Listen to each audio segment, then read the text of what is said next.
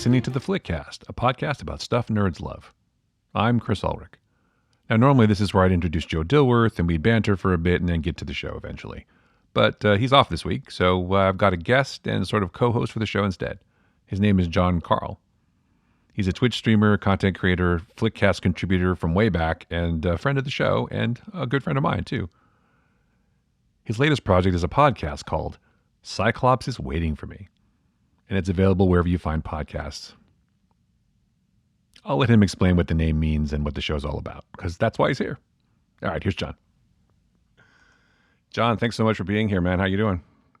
Aside from the drag race that's apparently happening on my street right now, right as you were introducing me, I'm doing well, Chris. Thank you for having me on. Oh, no problem at all. It's long past due. You were on the show several times before, but it's been a while because you've been so busy. It's been hard to get you to pin you down. And I know this was tough. It's early morning for you. It's been a minute. I'm pretty sure I was somewhere in the pre 100 episodes. And now you're at 400 that you kept going without me. So we did keep going without you, but that's not personal. It's just one of those things that happens. I'm sure that you've carried on with your life without me too. It's true, except for the fact that we do end up spending at least 2 hours a week on live stream, sometimes 3 to 4 hours a week playing D&D together. So that's true. Yeah, that's nice how that worked out. For me, and we were going to talk about D&D anyway, but since you brought it up, I feel like D&D has been really useful for me, at least during the pandemic stuff too, like quarantine and everything. Being able to play online has been amazing. Have you found that to be the case too? Yeah, especially I've definitely been one of the people that throughout the course of this, I played it very safe.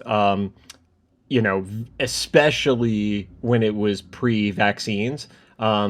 Living alone, I was getting most of my interaction through Zoom calls at work, and I would just not really be in the mood to hop on phone calls with people. So it was either online gaming for, Xbox Live and stuff like that, or when I kind of just threw out that call on Facebook for a group of friends who wanted to start a D&D show, and you were one of the quick ones to jump on that. It's been good. It helps, which is incredibly important for mental health during weird times like a lockdown, but we're also doing something we enjoy on top of it. It doesn't just feel like, all right, gotta be on this Zoom call work at 9 a.m. every day.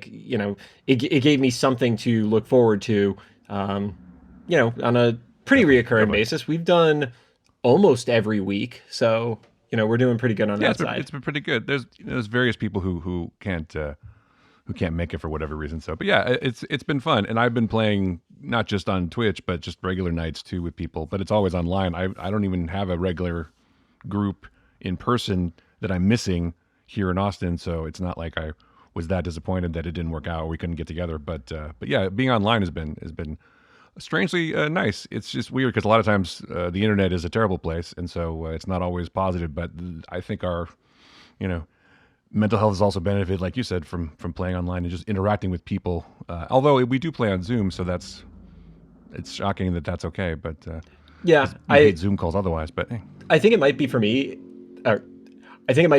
Okay that it's on Zoom because I'm usually the one also producing the live feed of the show. So Zoom is only a quarter of my screen at most. So I'm focused on so many other different things. It's not like just staring into that awkward Zoom meeting where you're in that 3x3 box and it's weird to say. I feel like I have to be more performative on a work Zoom call than I do on a D&D live stream Zoom call.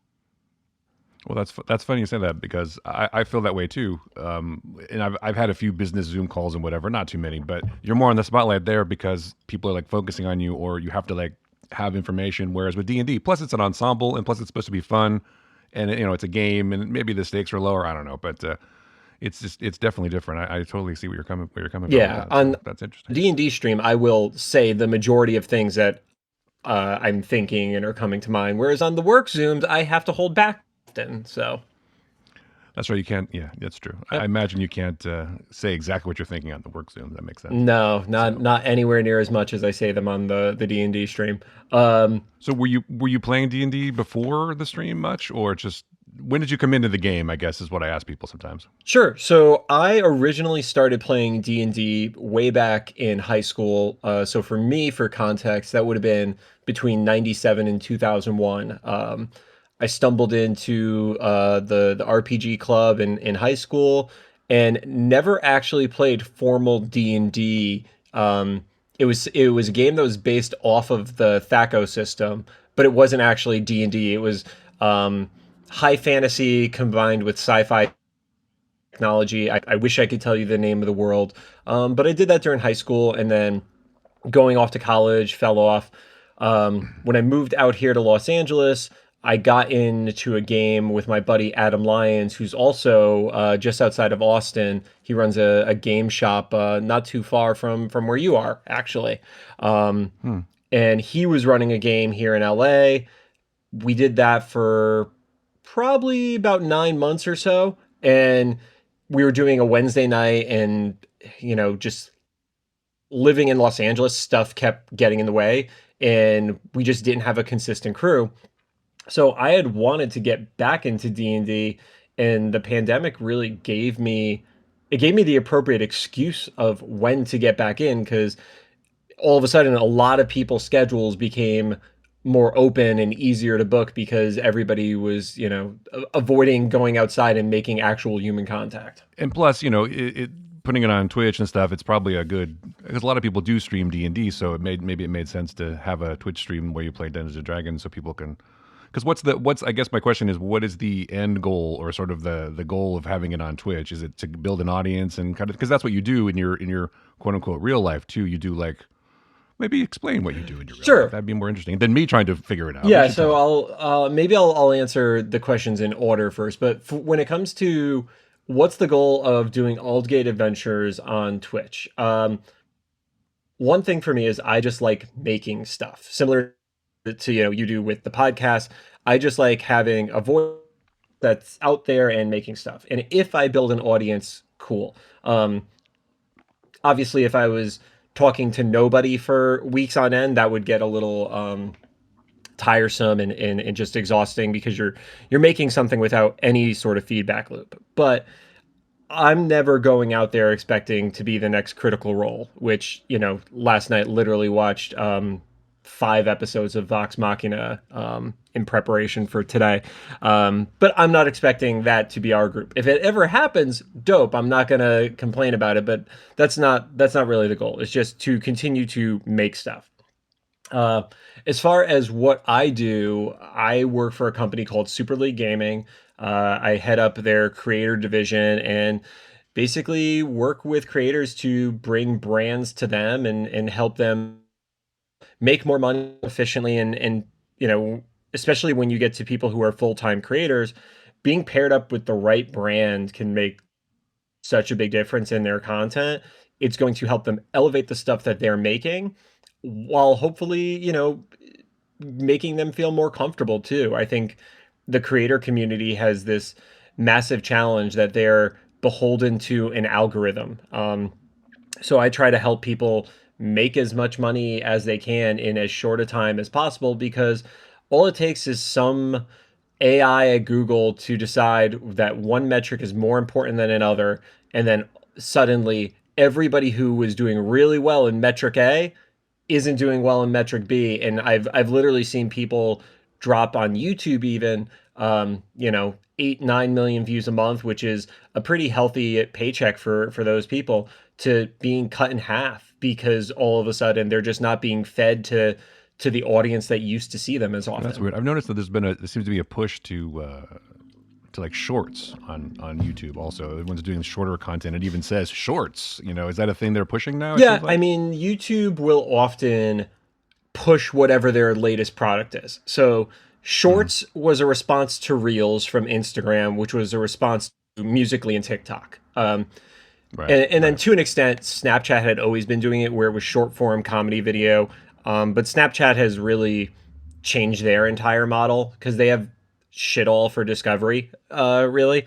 But you were seeing people who were creating content going to TikTok, and we're going from 0 to 1 million followers in record time. So YouTube and Instagram saw that there was a desire for people to go back to short vertical content, which I mean, vertical content still pains me because I consume most of my stuff on a PC, not on my phone. But I Oh, get it. sure. I mean, if you're competing with TikTok, which is a vertical platform, you all need to make your platform vertical because how else are you going to trick people into jumping over of thinking the two things are equivalent? Or how else are you going to convince creators? Well, it's easy. Take whatever you recorded for TikTok and also post it on your YouTube shorts. You know, you make everybody's easier except for the old curmudgeon who wants vertical or who wants the old curmudgeon who wants horizontal video. Yeah, I actually watch most of my YouTube stuff on my Apple TV on my TV, but I also watch it on my iPad. I also, so I guess I'm not as old a curmudgeon as you might think, or as you might think, especially. Oh But no, I'm calling myself a curmudgeon on oh, regard, sure. and yeah, I it's funny. I consume basically no YouTube on my phone. But if you look Hmm. at my watch time on my mobile devices, because you get that report of how unhealthy your lifestyle is Of from course. Apple, and I think I average about an hour and a half a day of YouTube on my iPad, usually because that's laying in bed as I'm falling asleep. Right. No, I try not to do that anymore. I used to like lay there with my iPad and just watch stuff till I couldn't stay awake, but I feel like that's probably not a good idea. So I've stopped doing that. I try to read a book or something, but sometimes I'm drawn back to that one more video. It's like 15 more minutes. What could possibly go wrong? So, or 10 more minutes or My whatever. problem So with I don't reading know. a book before bed is I tend to forget the last quarter of whatever I read, and then I have to reread it Yeah. the next day. I noticed that with comics actually, because with a book you could kind of like glance through it as long as there wasn't like something really really meaningful in that chapter. But I noticed there were certain comics that if I would go to bed, I would have four or five comics next to me, and whatever the fourth or fifth one was, I would be reading the next issue when it out, and I would it would take me a second to get caught up. And when I read during the day, that's never an issue. So I've actually stopped doing that with comics because I didn't want to have to keep rereading books. And the biggest challenge for me would have been finding them because I have zero organization to my comics Yeah, right mine now. are just a bunch of boxes still. One day, damn it, one day I will organize that shit. One Well, what day. I did start I'll doing, put that on my yeah, list of things to what I do. did start doing is I am going through old comic boxes since I've been collecting short boxes since I moved out here, and I'm starting to run out of room to store them. 'Cause in Los Angeles, for people who don't know, we don't have basements. So back in Right. Connecticut, I could have had a room literally just for storage safely for comics and stuff like that, but I don't have that here. So I'm going through, and I went through three boxes. The first, or so from those three boxes, two were books I knew I was never going to go back to ever again, and one was a box of books I wanted to keep.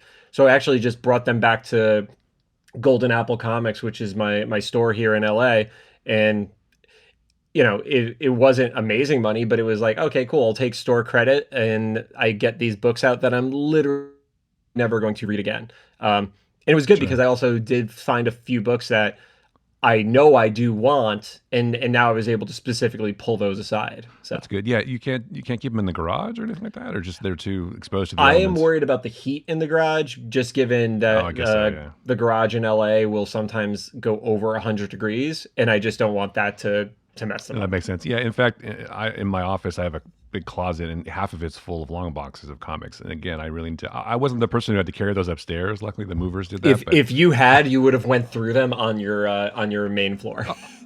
that's probably true. I'm like, yeah, let's go upstairs. They're like, oh, Yeah. thanks, asshole. They're like, So great, I anyway, can't but wait to carry up all these boxes of 300 plus books which each. I don't think I've opened since I've moved here, which is a long time ago now. I mean, no, I take it back. I was looking through the boxes recently, and realizing, oh, I should really bag and board a lot more of this stuff. So I'm terrible about that too. I'm just comics to me are awesome.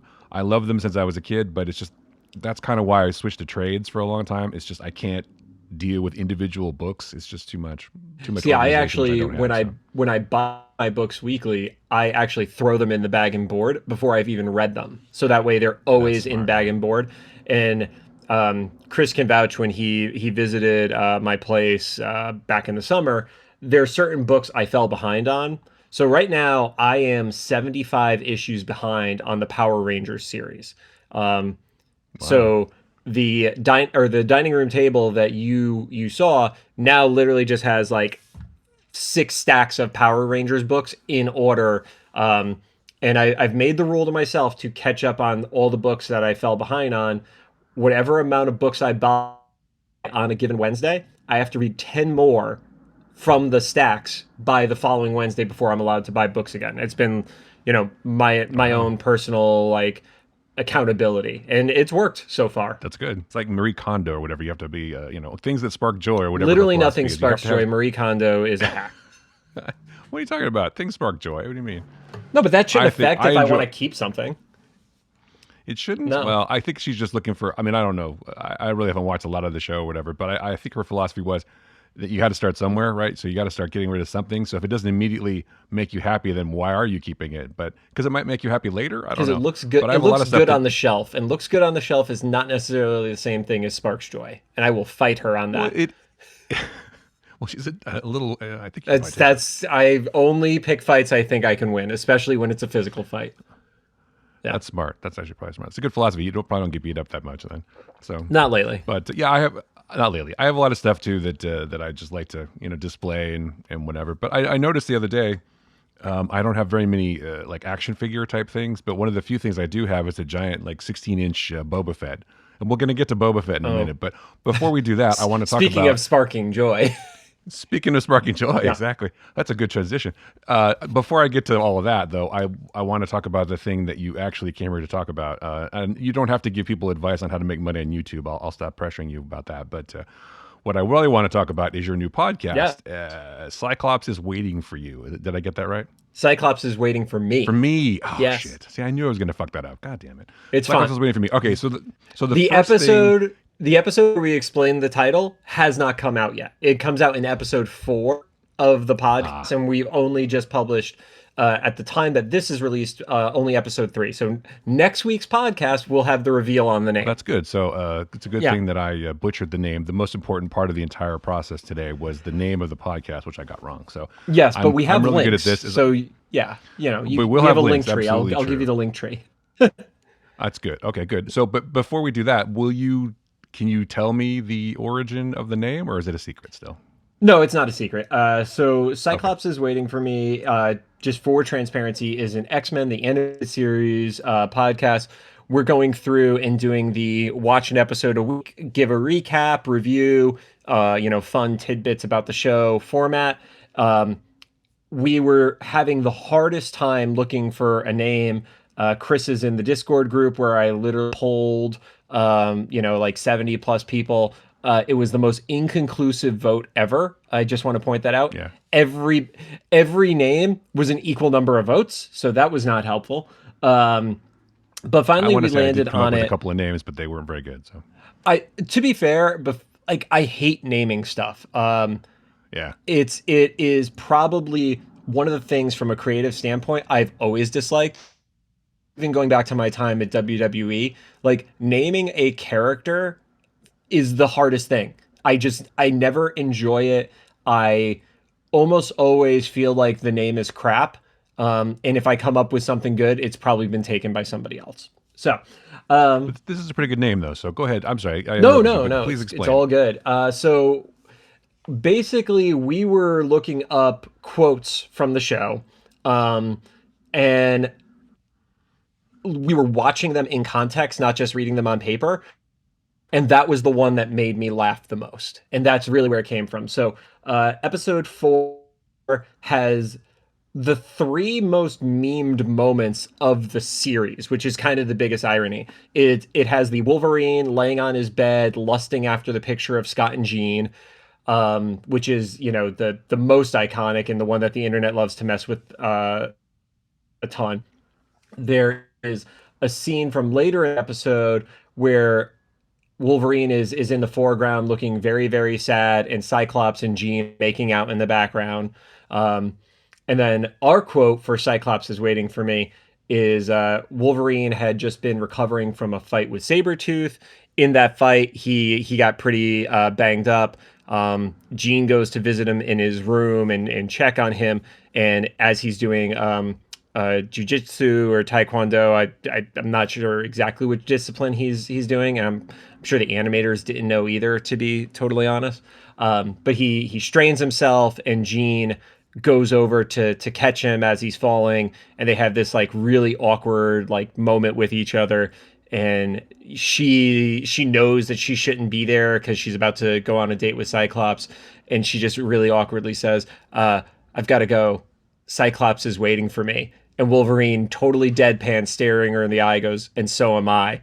And it's horribly awkward, but it's way too mature for a show that was written for like 9-year-old boys back in the 90s. So it was really that perfect combination. That's wonderful. I always felt bad for Wolverine. It's like unrequited love. So, poor guy. He'll never love again, man. Okay. Very sad, tragic character. Maybe in the cartoon Wolverine will never love again, but Wolverine loves way too much in the comics. Does he? There's some story, I can't remember which volume of Wolverine's book it was, but it's literally him being attacked by a bunch of his exes who are supervillains. I guess you can't let him. He's got to bide his time, see, but he can't just be lonely all the time. So I don't know. It's the comics. What are you going to do? It's like people die all the time and then come back to life. Well, have you read any of the new X-Men series, like the Hickman run? I read. I did not read the Hickman run. I think the last time I read X-Men was probably the Joss Whedon stuff, but I probably shouldn't even say Joss Whedon anymore. Okay, so you were reading on the Astonishing era, which was... Yes, I was reading Astonishing. Which was 2009-ish, maybe? Okay, a while ago. So just for context, there is now, within the X-Men, like for all mutants, resurrection protocols. So it's now a functional plot device that they are bringing back all the dead mutants. Like they're literally sending, Mystique, Nightcrawler, and Wolverine on suicide missions, which they cannot come back from, and then are able to resurrect them. I guess what do you do at some point, right? You have to keep reinventing things and coming up with new ideas. So I guess that's the newest thing. I just remember that from Battlestar Galactica, where they used to. Oh, you said we're not supposed to talk about Battlestar Galactica because you don't know. I didn't say we're not supposed to talk about it. I said I can't contribute to it. Gotcha. Well, in Battlestar Galactica, they reimagined all the Cylons have what's called a resurrection ship, so even if they die, they get resurrected. So I don't know if that's where the idea came from for this, but it's just it's very it's essentially the idea is there is the all mutant island nation, trying to do it better than what they did on Genosha, and they've done it on Krakoa. And there are 5 mutants that, when working together, can basically bring somebody back from the dead. And there is a living hard drive of every mutant's memory from roughly once a day. Professor X backs up every mutant. So if they die, they probably lose about 24 hours, but they are, they are resurrected and they still feel like them. So.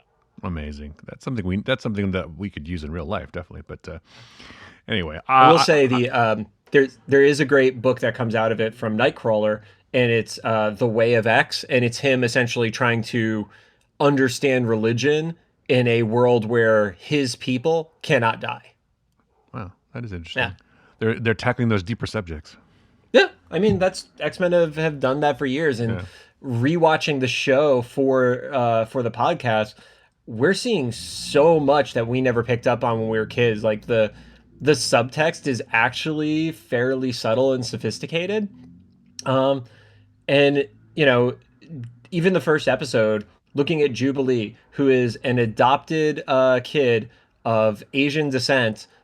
Chinese American, and with a family who's reporting her to the government for being a mutant, and all the horrible things that come from that. And it was like, wow, all I knew back then was the government hated mutants, and right. I didn't get any of the rest of it that was built on top of what that girl was going through growing up the way she did.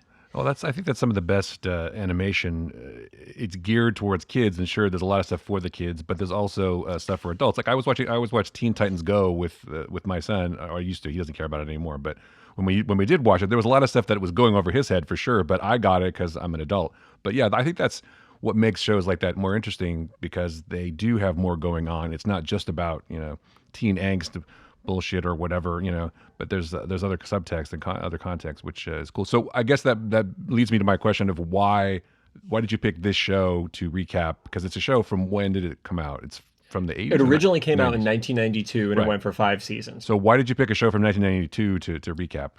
So there are very few things that happen during announcements, whether it's like Comic-Con or D23 or any of those events that will actually get me excited and hyped up in advance. That's just not my personality. I tend to wait and see, and when it comes out, I'll judge on it. But when they did the announcement of X-Men '97, which is the continuation of this story, I got so legitimately excited and couldn't wait for it. And I was talking to my buddy Rod Kim. He's a creator, does a lot of music stuff actually, and he's a massive fan. And we had always joked about we need to do something together, but I have literally zero musical talent, and he can't play video games to save his life. So a lot of this, the things that the two of us would normally do from a collaborative standpoint weren't going to line up. And I was like, oh well, we both can talk about X-Men. You can edit audio. I could do all the socials and stuff like that. And it just naturally came into place. So yeah. So the idea is that you're going to recap all the episodes of this show until the new show comes out. Is that the whole? Is that Yeah, the hope? and while we don't have the exact release date on it, we are set to go until March of 2023. And it's a complete. And if we have to, we can. It's a continuation of. Oh, it's okay. It's a continuation of this show. Then is what you're saying. So It is a continuation of X-Men '92. Yes. Wow. So I wonder why they decided to do that. That's interesting. I mean, Marvel's not stupid, so it must have something to do with the fact that maybe mutants are going to end up in the regular MCU too, or maybe on Disney Plus. But I feel like that's coming. So do you feel like that's something that's going to happen? So I think they decided to do it because one, the X-Men are no doubt going to come into the MCU. There's too much money to be made to not do it. There, at the end of the day, there is somebody who's saying if it's going to cost us this much to make, and this is what our potential upside is. That person is probably whoever replaced the person who greenlit Eternals. And Ouch. I think this show in particular is coming back because every version of the X-Men that has been done since, while some of them have been very good, have not held a candle to this show. And I think they're starting to embrace meme culture in a good way. Like the fact that most X-Men fan art is still based off of the Jim Lee era, which these characters in the cartoon, their costume design is based off of that era. So many things that are screen capped and given captions are coming from this show. And then when you talk to somebody about what was their Marvel cartoon growing up, maybe 10% are saying Spider-Man and the other 90% are saying the X-Men. It's just such a dramatic standout compared to anything that Marvel Animation has done before or since. Well, that's cool. I'm thrilled that I've been waiting for a long time for mutants because I liked the first X-Men maybe like First Class and a couple of those. But the rest of them at Fox were kind of shit. Let's be honest. But it's okay. Yeah. They tried. But X2 is not too They're bad. But they're then probably maybe they're probably 50-50 on their success rate. Like, Yeah. but the problem is the good ones are good to like one or two of them being great. Like Logan is amazing. Yeah, definitely. For me at least.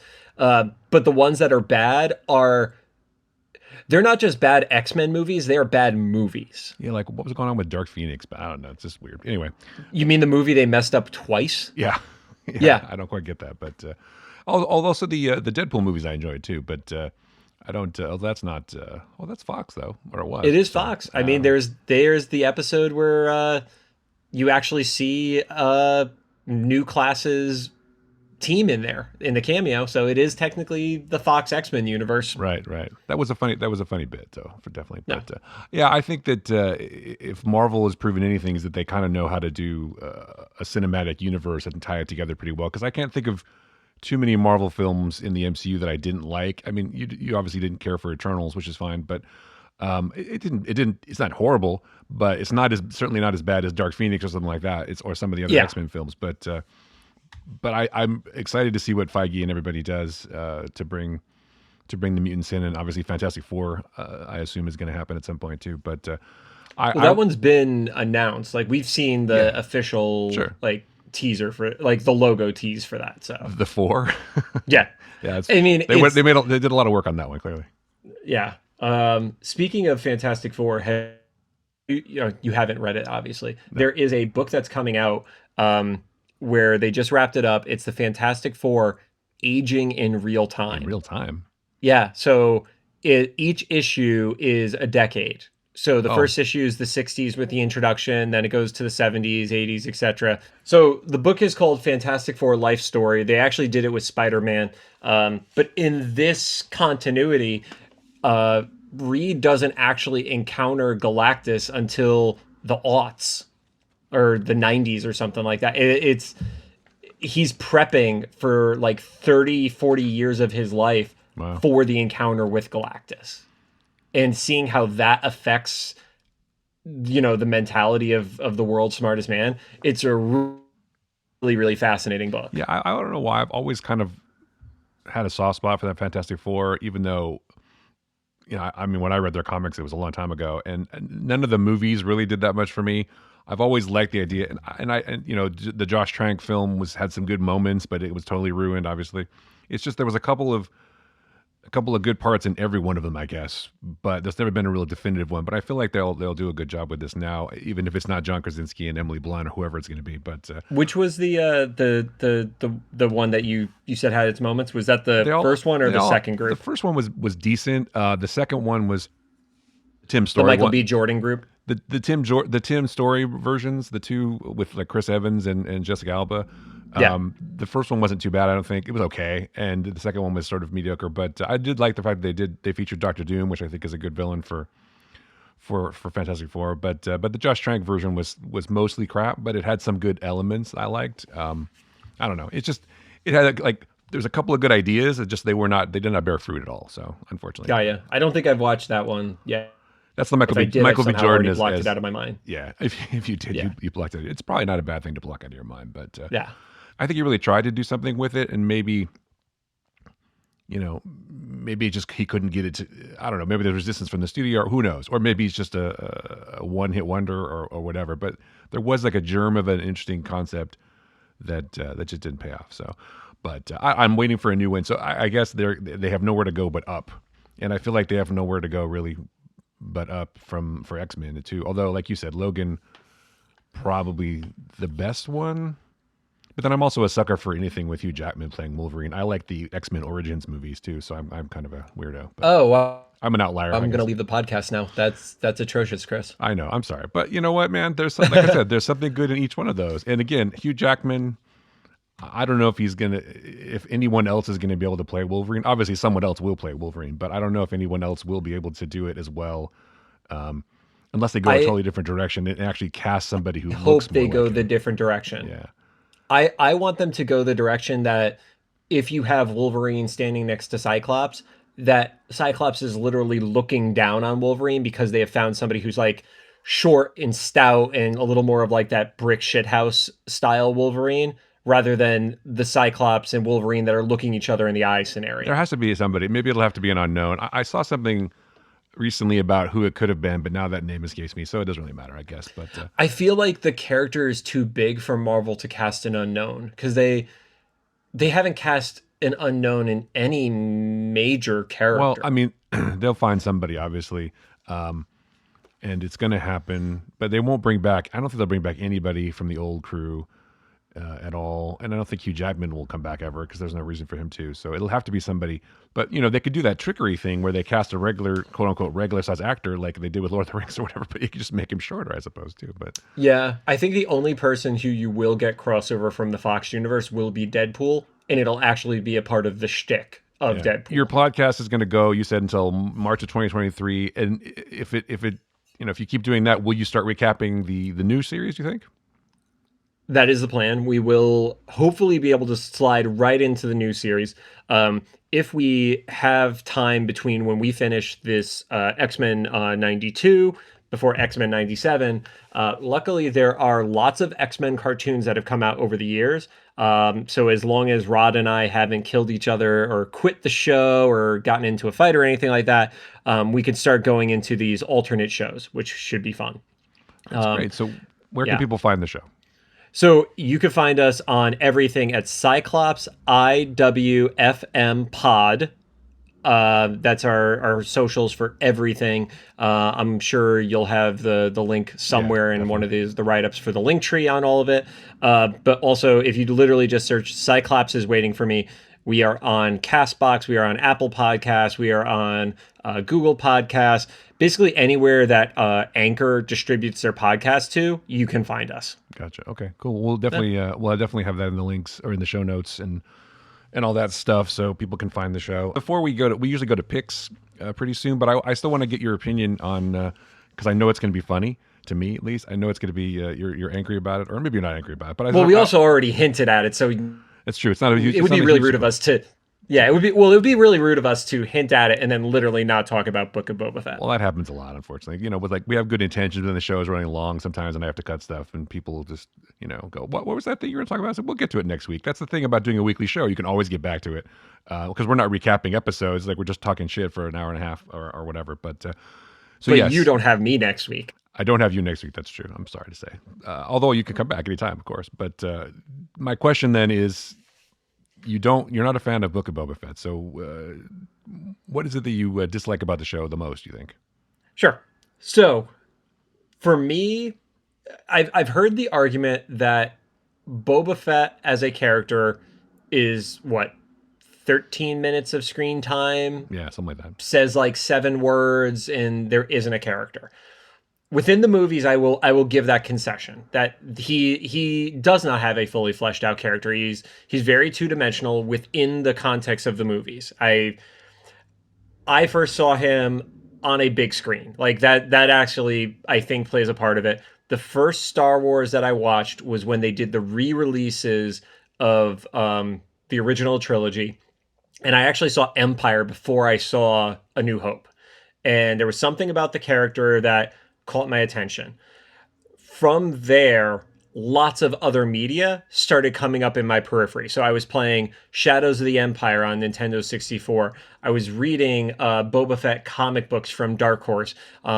So in my own world, I started this whole extended universe of who is Boba Fett.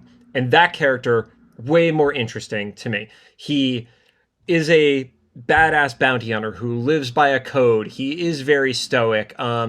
He's not evil in a true sense. He's definitely greedy in following what is going to give him the money, but he isn't some like crazed mass murderer or anything of that nature. When they did the reset point with with Disney owning Star Wars, all of the Boba Fett content that came out after the fact kept what I liked about him. There was still the same personality, the same way that he was written. On occasion, we would maybe get some of like the Jango Fett flashbacks, but it was very few and far between, and it didn't actually change the way he acted or behaved. Even the most recent Marvel comics, they've done a crossover that was like 6 months long across their entire batch of comics called War of the Bounty Hunters, and Boba Fett was at the center of it, and it was in the time frame between Empire and Jedi. So it was that prime version of Boba Fett. The show comes out for Mandalorian, and I think a part of the appeal of Mando, and by the way, I know I'm going on this rant, so please jump in with any thoughts. This is actually this is well thought out, so it's usually better than whatever opinions I have. So go ahead. When Mando comes out, instantly people gravitate towards Mando. One, because of the kid, but two, he is all of the things I liked about the original Boba Fett character. I mean, the fact that it's literally just an alternate color swap of his armor doesn't. So you're getting those same like visual appeals and things of that nature. with a little bit of religious fanaticism thrown into it with the whole "this is the way" thing. But aside from that, he is very much 80% who I felt Boba Fett was. Boba Fett pops up on the show, and even visually, I had a little bit of disdain for the character once he had the armor back on because he was wearing the black sweatpants.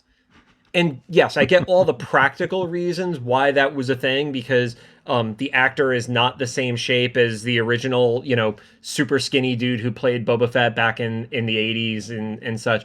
But it just started to feel different.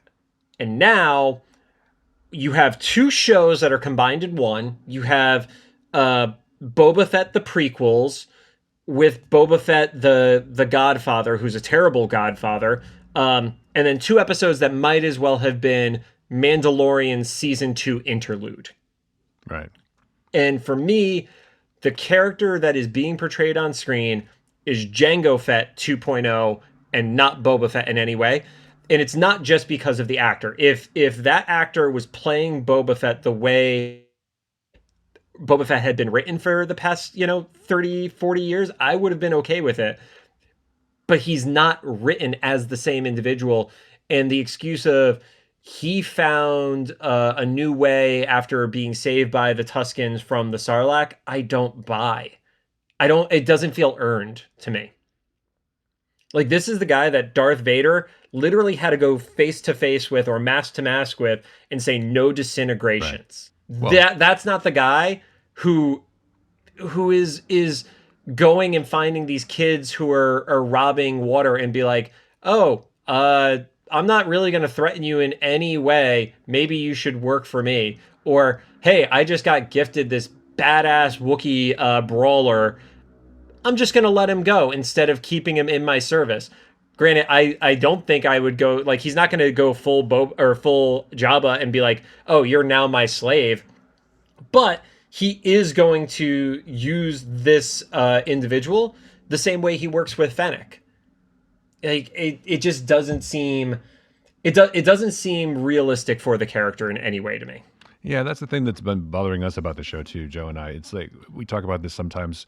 It's just the logic of the character. And it doesn't. None of his actions really seem motivated by his character, unless you buy the conceit that he had a near death experience and it's changed him in some significant way. And then living with the Tuskens, he realized family is important. I mean, he says that a couple of times. I've never had a family before, or whatever. It's all about family. He's like the new Vin Diesel, Fast and the Furious or whatever. But that could change him, and he's, instead of ruling by fear, he's going to rule by whatever he says and things. But I feel like he's ruling. The problem is he's ruling by mercy, not by respect, and there's a difference. Yeah, and that difference is really dramatic for somebody who grew up in a very Italian area, watching tons and tons of mafia movies growing up. Sure. No, it's hard for me too. It's hard for me to watch this and also think about The Godfather and think about Goodfellas and all that stuff. It's just not the way that not the things that I'm used to either, in terms of the cinematic portrayals of gangsters. But he is. I mean, it is a Disney show, so he can't just go around killing people. There can't be that montage where he's like getting his child baptized and also murdering 10 dudes at the same time. But, yeah, I'm not expecting Joe Pesci's character from Goodfellas, but I'm okay with Ray Liotta's character from Goodfellas. Sure, Ray Liotta's character does some bad stuff, but yeah, I agree. He just. You made a good point though. None of his stuff is earned. I don't feel like when he's walking around trying to get tribute, I don't think any of that's earned. It's like you're just some dude that walked in off the street. Why are we giving you anything? And second of all, why are you walking everywhere? It's like stupid. I don't understand. There's a lot of things that I don't feel like were really thought out. And our theory is that this was kind of a show that was rushed a little bit because they needed more content, maybe. But also, you can see a huge difference between this show and when The Mandalorian came on. The sort of Mandalorian 2.5 season, or whatever you want to call it. Those two episodes were hugely, orders of magnitude better written, better photographed, better acted, better everything. And it's just, even the Luke deepfake is dramatically better. It is. Well, they hired that guy who did a better job online, right? The YouTuber guy. They hired him, I thought. But did they?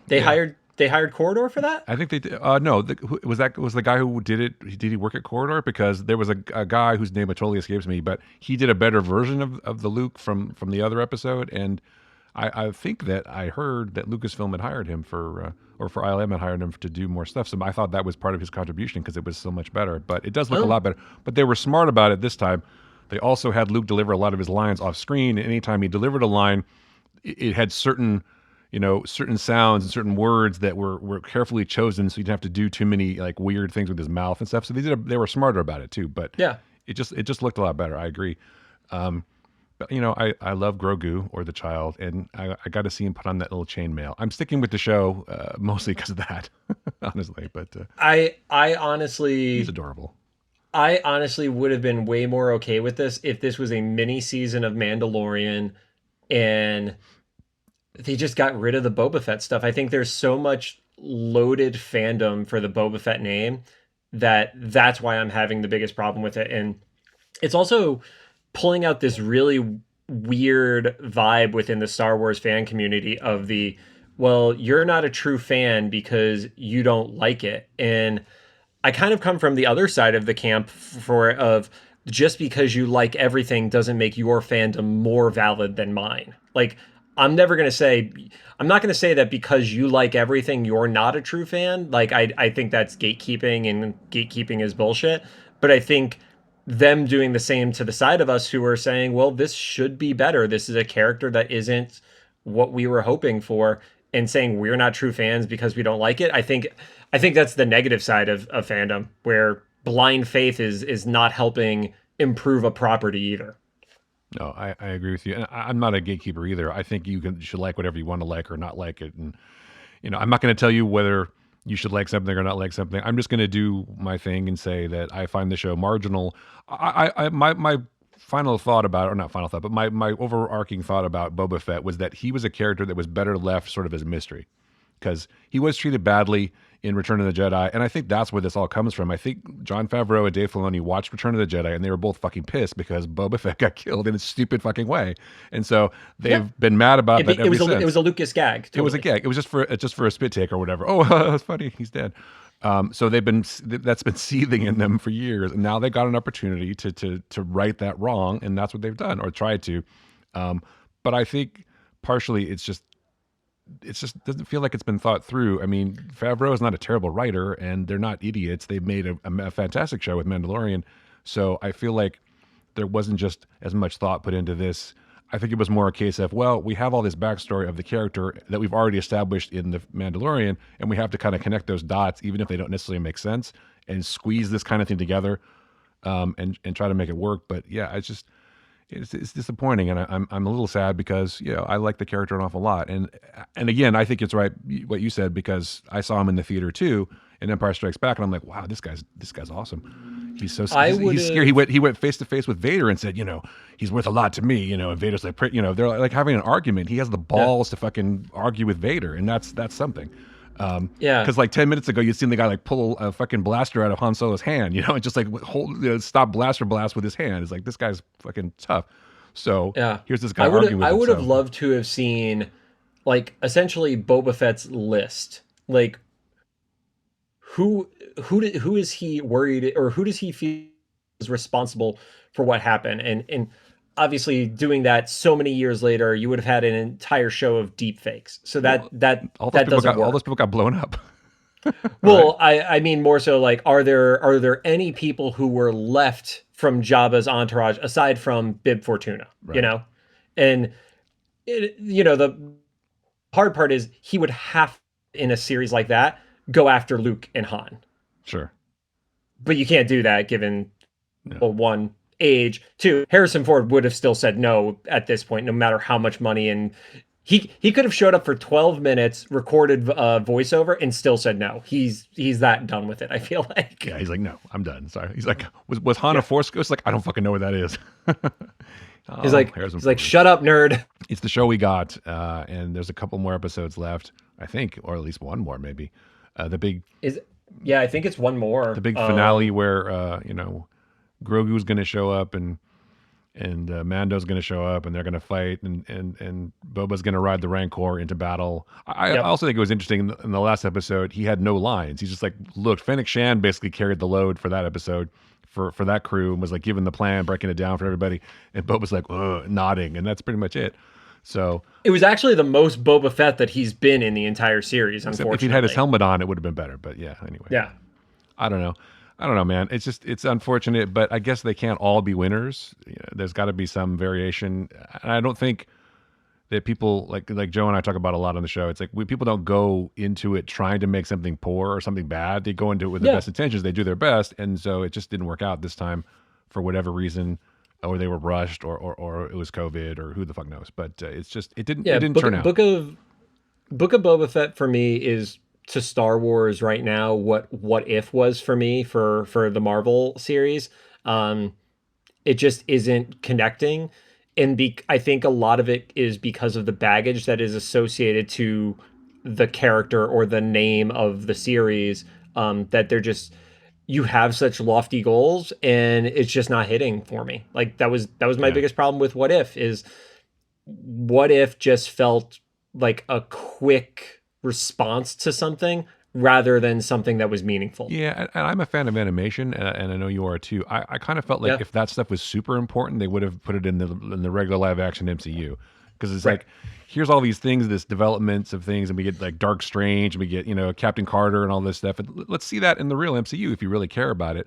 I feel like this was a more of a case of with What If. It's like we're going to float these ideas and see which ones people respond to, and maybe we'll make something of those things. Because I mean, Captain Carter seemed very popular, so I feel like she's going to show up again in the live action MCU. And She is getting her own comic, which obviously means nothing in the grand scheme of things, but no, I saw that is that. the Yeah. one. Yeah, that's the one offshoot from the show that is like a definitive piece of impact. And then I've seen a bunch of theories that Dark Strange is actually in Multiverse of Madness. Well, I So mean, there's a guy who looks like him who shows up in the trailer. So, yeah, but but as we yeah, know, I trailers mean, don't always tell the whole yeah. story. Look at No Way Home. There was like the scene where they're jumping at the monsters, but there's only one Peter Parker in that one. But then later, oh look, they're all there. Spoilers. Sorry, folks. Yeah, it was kind of I love watching that one because it was like, oh, you have three villains jumping in one direction, but they're not all at one central point. They're jumping at three separate directions Yeah. based on their arc of their actual motion. Well, So there's also some people who analyze that trailer so closely. It's like they show the point where the lizard like looks like he's getting kicked by something, but there's nothing yeah, there. It's like, oh well, obviously that's another Spider-Man. Duh. So nope. it was the biggest quote unquote secret of all time. But it was still thrilling. I don't know. I could gush about that movie a lot, but I won't. But it's just that point when they find fucking Tobey Maguire is like, hey, I'm like, wow, that is so cool. But I will tell you also, as a fanboy, my other fanboy moment was fucking Daredevil catches that brick, man. That was pretty cool too. So anyway, I don't know. It's just He's a good lawyer. he's a damn good lawyer. I'm just happy. I love Charlie Cox as Daredevil. I thought he was excellent, and I'm happy to see him coming back in the I MCU. So I love that they brought him and D'Onofrio back and they did it separately. yes, That was a braver move and felt like it gave more impact to each of them because it gave them each a spotlight yeah. instead of doing it as separate or in the same scene or anything like that. No, I think D'Onofrio was menacing in Hawkeye. I thought he seemed like he almost was more powerful than in the Daredevil show. More like the character in the he comics. had a little more of the comic book aspect of Kingpin to him. Yeah. Definitely more so because he was obviously like this bigger menacing dude in Daredevil, but I mean the dude literally got shot with arrows and didn't flinch. Like Yeah. that's the Kingpin we grew up on. Right. So Right. Yeah, I liked Hawkeye a lot. We didn't talk about it. I know that Hawkeye's your favorite MCU character, but we didn't really talk about the show a lot. But I enjoyed it a lot more than I thought I was going to because I was like, oh, Hawkeye, okay, cool. I'll watch more shows because I'll watch anything that Disney and Marvel do or Marvel does. But I really enjoyed it a lot. It was really good. And seeing Vincent D'Onofrio as Kingpin and all that, and then Charlie Cox as Daredevil, it was just.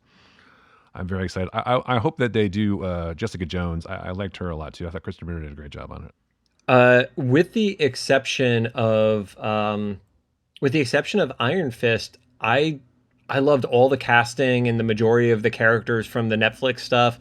I think we even talked about this on when we were getting ready for one episode of D&D. If you had the Defenders version of Iron Fist instead of the Iron Fist version of Iron Fist the entire time, that show could have still actually worked. because you started to see glimmers of it in his season 2, but at that point it was already too late. Yeah, it was too late. I think he was still kind of a little pissy, whatever. Even in Defenders, he was bolstered, hell, by the rest of the cast around him. But Yeah. he definitely was the weakest link in that show, and in his own show too. But whatever, they're not gonna bring him back, obviously, and maybe they'll bring back Kristen Ritter. I don't know. Maybe they won't, but they're definitely not gonna bring back Punisher because I'm not sure Punisher really works in MCU context, especially these days. But it is good to see Charlie Cox and Vincent D'Onofrio, really the two sort of, I guess, biggest characters, I guess, in the whole thing. Because Daredevil launched all in the Netflix shows, and D'Onofrio was amazing, sort of a signature kind of role. It'd be hard to bring somebody else in to do that. Right. So Well, if you're not going to do the new Avengers Bendis style, which I can't see them doing, given that Bendis is full DC at this point, you don't really need Luke Cage. But if you are going to be doing more of these street level characters, like Hawkeye was a great way to transition the Avengers fan into a street level fan because he didn't have the support of all the superpowers and stuff like that. Daredevil it's Daredevil and Spider-Man. They are the two street level characters. right.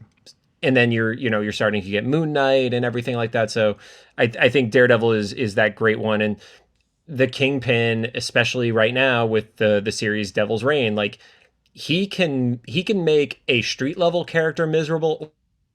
He can make Iron Man miserable. The character, because of his power and influence, has so much versatility that I think that's where something like making sure to keep D'Onofrio, who's a great Kingpin, and then making sure to give him his eternal vice, or his eternal Achilles heel with Daredevil. Like that's the way you do it. Is you had perfect chemistry. You're not going to be able to replicate that. So it'd be definitely difficult to find that again. But I mean, I guess they could have. But I'm just happy that, I don't know. I've always felt, not that Charlie Cox wasn't going to get more work or anything, but I think he worked his ass off and gave so much of that role and sort of personified it for me, because I didn't care for the Ben Affleck version or anything. It was just a stupid movie. In so you many didn't ways. like the Boston accent on a guy from New York? Well, that didn't even bother me. There was so many other things that bothered me about that movie. It's like there's a huge difference between that Daredevil and this Daredevil. They exist in totally different. It's like they're two different characters completely. But I could spend a long time talking about that, so I won't. But we didn't get the Evanescence fight montage scene for Elektra training. That would have been the best Easter egg ever for me, is if they actually gave us that in the Netflix series. It's just playing in, like, he gets into a cab or something. It's just playing in the cab or something, and then it just goes away. Exactly. Yeah. Kind of like I like, for Disney movies, I am not a big Disney cartoon fan. That's not really my scene. But Goofy Movie is my favorite animated Disney film of all time. There you go. In the recent reboot of DuckTales, they get into the plane, and the radio turns on and they have the Powerline song playing on it. Nice. That is the perfect Easter egg for me. Like, that's stuff funny. like that I love, and I don't care if nobody else gets it. I'm very happy with stuff like that. Well, you got to think that's like the creators, like, we're going to insert this fun stuff, because I think they like to do that. And you always find those kind of Easter eggs and things, like Marvel movies in particular. They like to insert a lot of stuff. It's fun. It's fun to look for that. Like, wasn't it in Ant-Man, there was the name of a building that was the original creator of Ant-Man, like the artist's last name or something? Yeah, well, in No Way Home, they had, like, when he's up on the roof, they had Ditko. They had the graffiti of that, and they had a bunch of stuff. So it's like there's always those little inside jokes. And, like, the guy who directed those movies, he's a big fan of putting meaningful things on license plates. They do that a lot in Marvel films. So it's like, there was like ASM and then whatever the number was, and that was the first appearance of Hydro Man and Sandman and stuff like that. Yeah. It's for the true fans, John. And you're not a true fan until you find that stuff. I guess. What's funny to me is there are certain things right now, because of websites like Screen Rant and things like that, where they say top Marvel Easter eggs in Spider-Man No Way Home, and you look at it and it's like, that's not an Easter egg, that's a full-fledged plot point. I think you've forgotten what the meaning of the word Easter egg is. Well, yeah, they also have to have content, right? So you can't really. I try not to blame the people like that for too much, but it's like, yeah, there's always, like, top this or the ending explained. It's like I don't need the ending explained. I saw the movie. You know, I don't See, really. I'm actually okay with that Really? because, well, here's the thing. If you have to explain the ending and you're writing that, it's because people are actually clicking on it and reading it that they want to explain to them. Yeah, maybe. Calling something that it is not is what I have a problem with. It's supposed to be something that is only picked up by certain people and is not critical to the plot point. Like the video game version of an Easter egg, a great one is always in certain games there will be a pyre with a sword that's burning in it, and that's an Easter egg relating to Dark Souls. It has nothing to do with the actual plot of the game. It's just a reference. Right. That is an Easter egg. But saying, "Oh, this appears in the first scene and then later gets used in the last act," it's like that's not an Easter egg. That's literally basic writing 101. Stop calling that an Easter egg. Yeah, that's screenwriting. You know, it's something that you see at the beginning, like, oh, there's a gun on the table. Eventually, someone's going to shoot that gun, right, or something. But Exactly. or See, they won't. But yeah, well, yeah. yeah, that's true. Well, again, it's just you have to have content. I don't. Having run a website for a long time, I understand that you need to get eyeballs. But yeah, I agree with you. They should call things what they are. Right. But because The problem is the word Easter egg is just yeah, more clickbait that people it's like Easter egg is like plot device at this point, the same way that literally doesn't mean literally anymore. We've ruined our entire language. That's all. it's The true. internet has ruined the English language in 15 years. Yeah, it hasn't even taken that long. I guess the language was inevitably going to be ruined, unfortunately. But Yeah. you know, that's how things go. So, all right. So that's. I appreciate your thorough analysis of Book of Boba Fett. I agree with you on most points. It could have been a lot better. Let's transition out of that and talk about the thing we do on the show at the end, which is picks. So you said that you have a pick for this week. What is it? Can you tell me? I do. So I have chosen a comic book. I chose a comic book that came out 5 years ago because I was hoping you would have read it by now. You haven't. I have But not. that's a good thing because that means that you can go out and find it and read it and enjoy it for the first time. So I am picking The Flintstones. But I'm picking the Flintstones from DC Comics from 2017, written by Mark Russell. Basically, this is a modernized version of the Flintstones, and I know that is such a contradictory statement to just say out loud. But Mark Russell, for people who aren't familiar with him, is an incredible writer. He does very subversive work. He recently put out a book called Not All Robots. He did one about the second coming of Jesus Christ. But the Flintstones book for DC, it's official, like from the DC Hanna-Barbera partnership, and it is looking at the Flintstones from a modern lens. So one of the examples that I mentioned to Chris was that Fred and Barney are not just members of the Fraternal Order of the Buffalo, whatever, the Water Buffalo. Yeah, I think it's Water Buffalo. Yeah. Yeah, the big blue hats that they wear. Essentially, in this iteration of the story, and it's only 12 issues, 2 trades, so it's really easy to get in there, get the full scope of the story, enjoy it, and be done with it. You don't have to worry about reading a comic for 5 years or anything like that.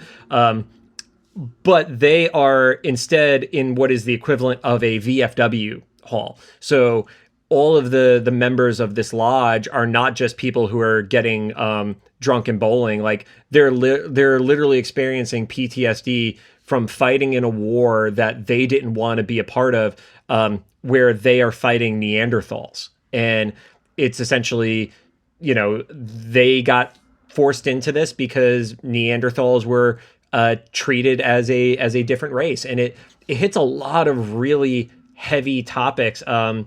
There's lots of things around government. There are lots of things around organized religion and the way that people respond to it. And you would never expect something that sophisticated coming out of a book that has like a classic Flintstones logo across the front of it. Like that's the part that still throws you off. At the end of the day, it is still Fred and Barney and Wilma and Betty. But just the way that they interact with each other is somebody grew up watching the show and enjoyed it, and then when they became an adult, they're like, I want to see what they would be like if it was written for an actual adult and not something that was just made to be that Saturday morning That sounds cartoon. really cool. Yeah, I like that kind of thing where they have adult context of things that you enjoyed as a kid. Because I love the Flintstones when I was a kid. I used to watch the show all the time. Hanna Barbera, man, those guys knew Yeah. their shit. But I will definitely read that. It sounds interesting. It was one of the DC Hanna-Barbera books that went for a full 12 episodes rather than most of them were 6-issue runs. Right. So that stood out to me. And I think Mark went into it with such an aggressive pitch because there are things from the first and second issues that pay off in the 11th and 12th issue. So it was definitely written to be a little bit of a maxi series rather than your standard mini. So Sure. I wonder if it was as successful. Do you know, or did it? I think the hard part for me is to understand the measurement of success in comic books I guess. nowadays. Yeah. Because I mean, I remember when I started getting into comics when I was 10 years old.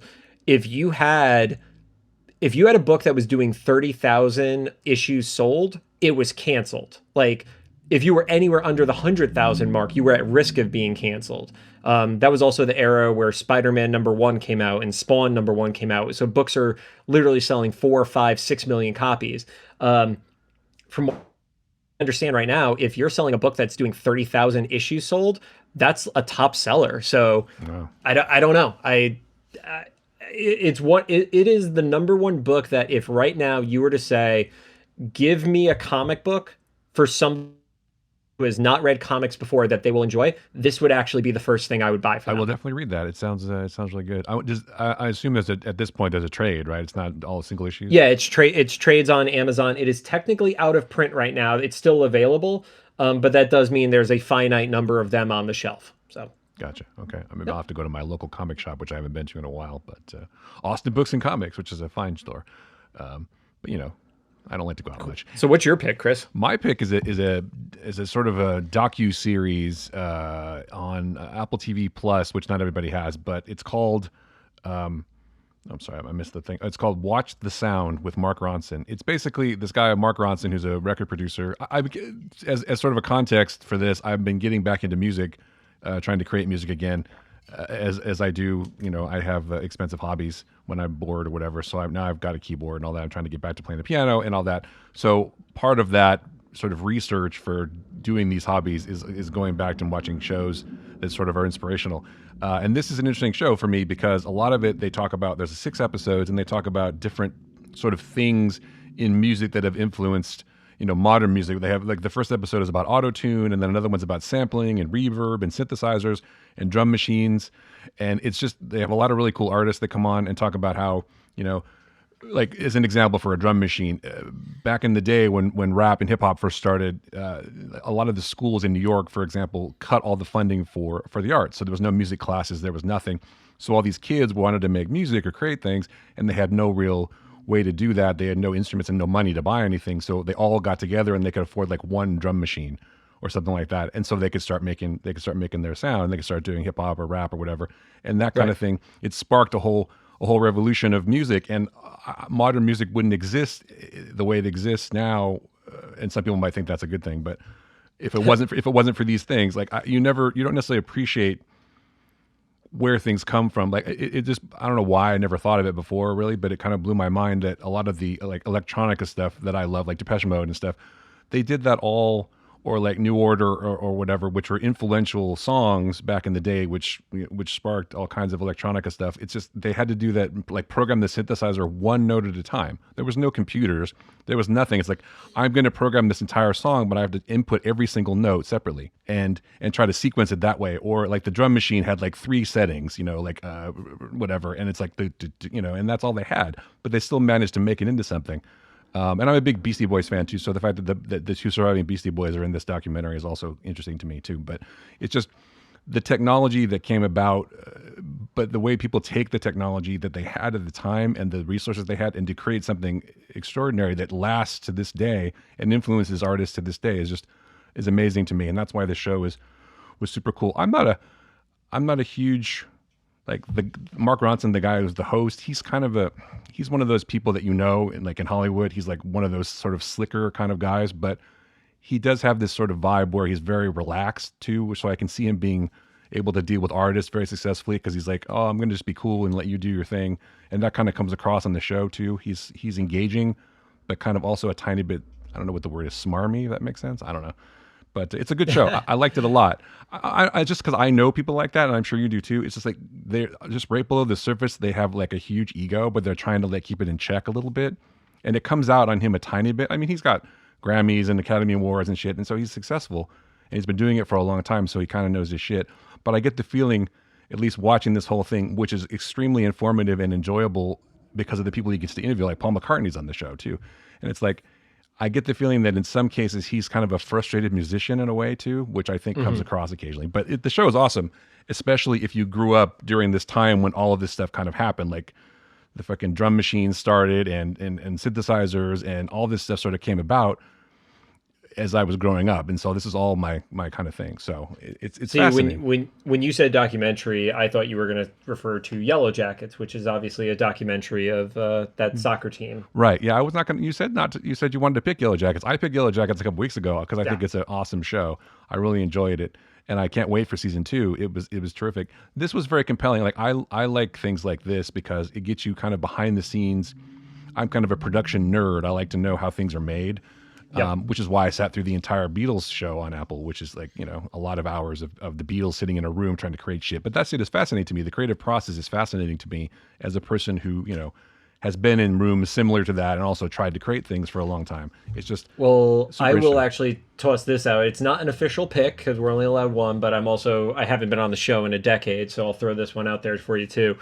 Dark Side of the Ring, which is on Vice. It is a docu-series about the behind the scenes of professional wrestling, and it's tied to specific people or moments within the world of wrestling. And next to nothing is about what happened in the ring. It is very much what happened that led up to it, the aftermath of it, and things like that. And I don't watch a ton of documentaries. I'll watch the ones that catch my eye. But this one was amazing, especially given the world that I came from. And Right. there is actually one of the things that is covered I was there for, and Oh, that's a pretty weird thing to see how you know how somebody who wasn't there for it is reporting on it when you're like, oh, they literally missed XYZ. And unfortunately, some of it's stuff I have like NDA on, and I'll never be able to publicly talk about. sure. But it's really interesting when you see what the public perception of an event was versus when you literally lived through it yourself. So That's crazy. Yeah, yeah, that's interesting. Yeah, I'm not a diehard documentary type fan either, but I like things like this where it's historical and interesting, and it's obviously aligned with my interests, especially now. I mean, I've always been a music fan. I've always listened to music my entire life, but and created it at some points here and there. But this kind of thing is fascinating to me about the creative process. I think that's what it comes down to. I like to watch people sitting in rooms making shit, and yeah. that's fascinating to me. Because that's why I like the Beatles documentary, also on Apple TV Plus, by the way, where Paul and John and those guys, they're just sitting there in a stage, and Paul is like doodling on the keyboard on the piano for 10 minutes, or I mean 10 minutes in the movie, and he's got like a song that's instantly recognizable and iconic. It's like it helps to be a musical genius, but it's also they're just making shit, and Yeah. that's where it comes from. And that's fascinating to me. So this kind of thing was super interesting, and that sounds interesting too because I like, I like, I don't want to say inside stories, but like sometimes the negative stuff is fascinating too. So anyway, cool. So tell one more time where people can find the podcast and everything. Sure. Podcast on all socials is Cyclops IWFM Pod. And then just literally search Cyclops is waiting for me on Apple Podcasts, Google Podcasts, basically major podcast services. And then you can find me on stuff at the John Carle. That's the easiest way to find me on any socials. And once a week I'm yelling about Boba Fett. There you Or go. I'm praising the opening dance sequence from Peacemaker. Which So. is a show we didn't talk about, but yeah, I like Peacemaker a lot. But Yeah. I just uh, I just have to give love to that opening sequence. yeah, Like any other show, if I have like the remote near me or my Xbox controller, I instantly hit skip intro. sure. I have not done that once with Peacemaker, and I don't think I ever will. So No, it's great. I love to see John Cena just like hamming it up and obviously having a great time. So yeah. He really seems to be enjoying himself, and that show is awesome. I hope we'll get another season. Cool. And you can find the Flickcast at all the podcast places as well: Stitcher, Apple TV, no, Apple Podcasts, Spotify, etc., etc. And at the Flickcast is our socials. And since you're listening to the show, you probably know where to find it, so I don't have to really say anything. We also have our Patreon, which is patreon.com/theflickcast, and all of that stuff. Anything else, John? Or I mean, let's just keep plugging stuff. We actually added a Flickcast channel to the Whiskey and Waffles Discord, oh, that's right. so we could talk Flickcast stuff in Whiskey and Waffles because we have that wonderful crossover audience of people who are knowing who you are on my content, from being on the D&D show. So yeah, that's my last plug. Promise. That's good. That's good. I haven't been plugging the Discord yet because it just got launched. But yes, we are doing that crossover collaboration, whatever you want to call it. And that's fun. And yes, you should find us on Twitch as well when we play D&D on Sundays at 6 p.m. Pacific. Not specific, but it is specifically at 6 p.m. Pacific. So all right, cool. So thanks for coming on the show, John. Really appreciate it. For John Carle, I'm Chris Ulrich. Thanks for listening to the podcast.